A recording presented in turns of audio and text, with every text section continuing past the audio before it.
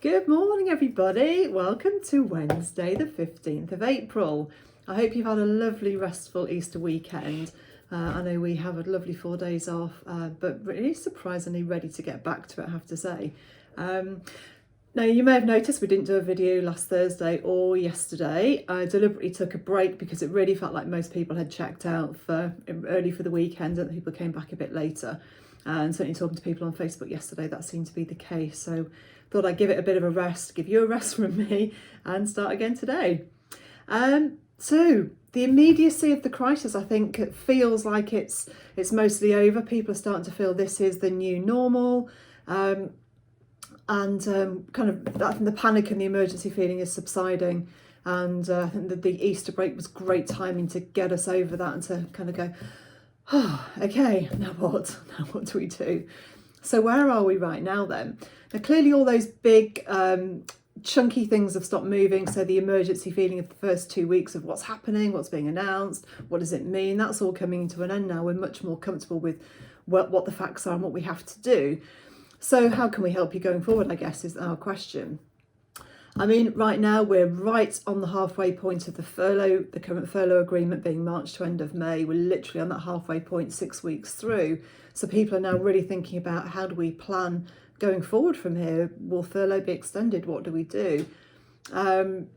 C-bills, the bank funding, certainly the bank have intervened and there seemed to be a flurry of movement last week, and we heard of lots of loans being approved, but also lots not being approved yet.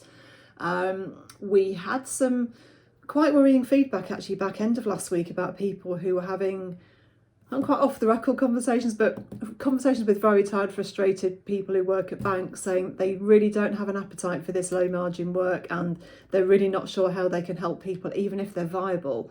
So we're hearing that mumbling quite a bit now. We've got our funding call this afternoon with my funding experts, which we'll be recording again, and we'll be digging into that and trying to see what's happening. Certainly the banks all over the weekend, there was a lot of talk about the government really pushing on these loan schemes and being prepared to intervene more if necessary.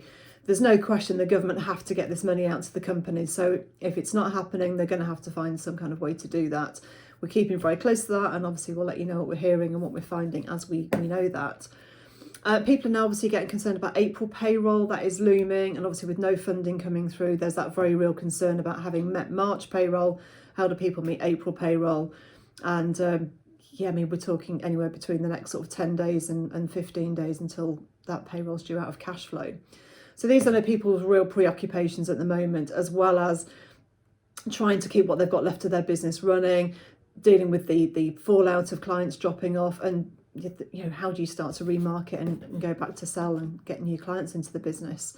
And of course, a lot of people have had their income drop completely, and there's a very real challenge of like, well, what on earth do we do with our time now? How do we move it forward?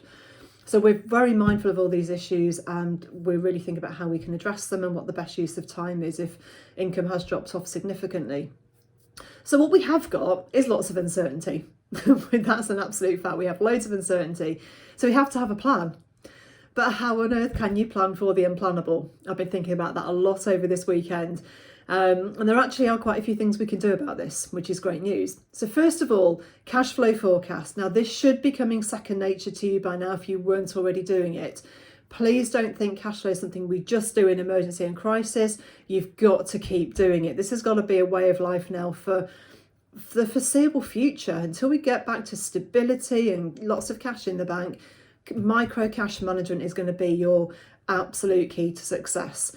So you've got to keep that up to date, whether that's every day, every few days, every week, but you've got to be on that cash flow because honestly, things can change quickly and you've really, really got to be on that. And plan different scenarios through that cash flow forecast as well. Now, profit and loss planning, we haven't talked about this yet because focus has been very, very much on that micro emergency cash planning. But you need to start planning out your profit and loss again. Hopefully you've got management accounts. If you haven't, just get a simple spreadsheet set up and get your monthly sales and costs plugged into that. You've got to know if you're operating at a profit or a loss, and if so, how much of a loss. Because cash is the end result of what's going on in your business. So we can micromanage the cash situation of exactly where we are right now. But going forward, cash is driven by how much profit you're making. So if you're going to be making a loss of, for example, I don't know, £5,000 a month for the next 6 months, you're going to lose another 30 grand. That 30 grand will turn into a cash requirement. So you've got to understand the profitability or otherwise of your business right now. And scenario planning is critical here when you're planning your profit and loss, because you could argue, well, how can I plan it? I don't know what's going to happen. Well, that's why we've got to plan it, as bizarre as that might sound. You need to plan for different scenarios, different timescales of lockdown, different income assumptions. What if income drops by 50%, 80%, 10%? What if it dries up?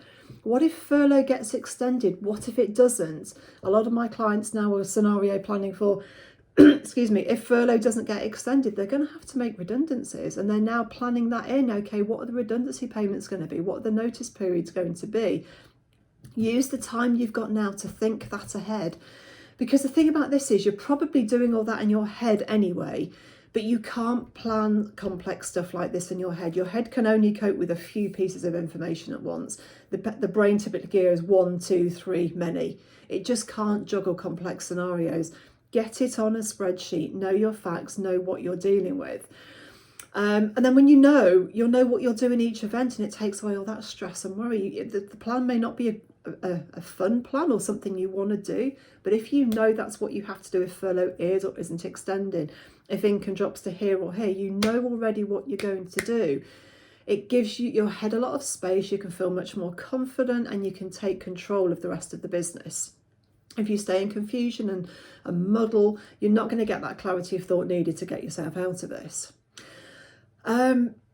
So you may be saying to me, well, I haven't got any business, or things are really, really quiet. How do I know? Do I plan for that? Well, the great thing here is you've got the gift of time and space.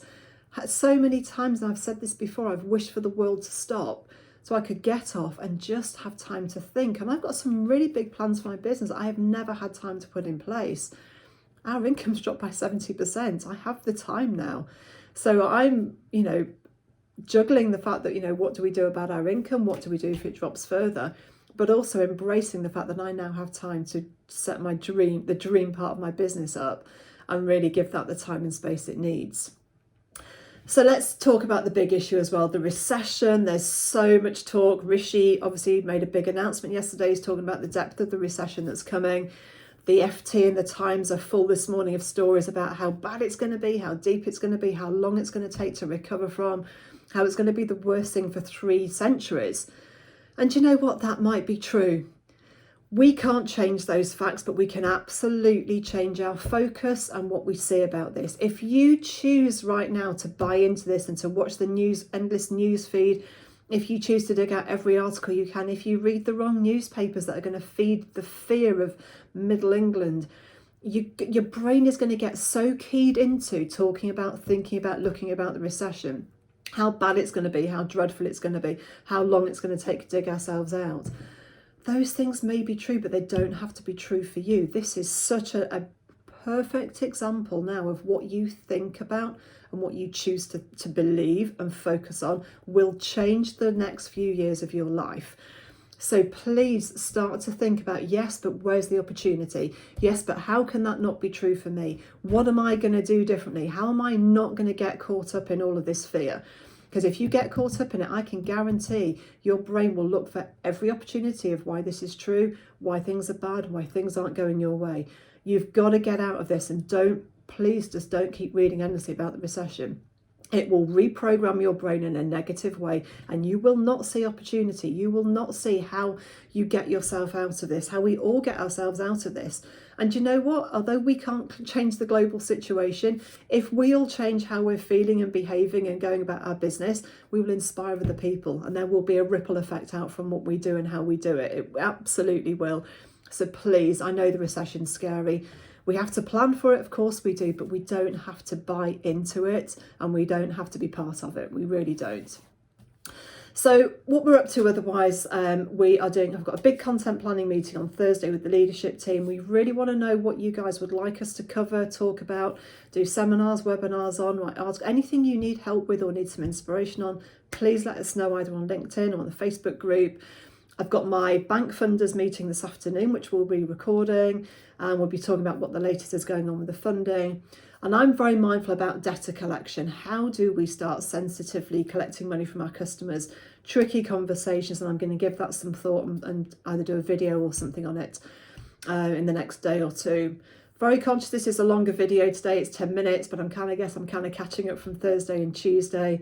And I think there's a lot for us to think about right now and to stay focused on and stay positive on, because if we do that, guys, we'll get a better outcome. Let's not buy into the mass hysteria and the fear that's out there.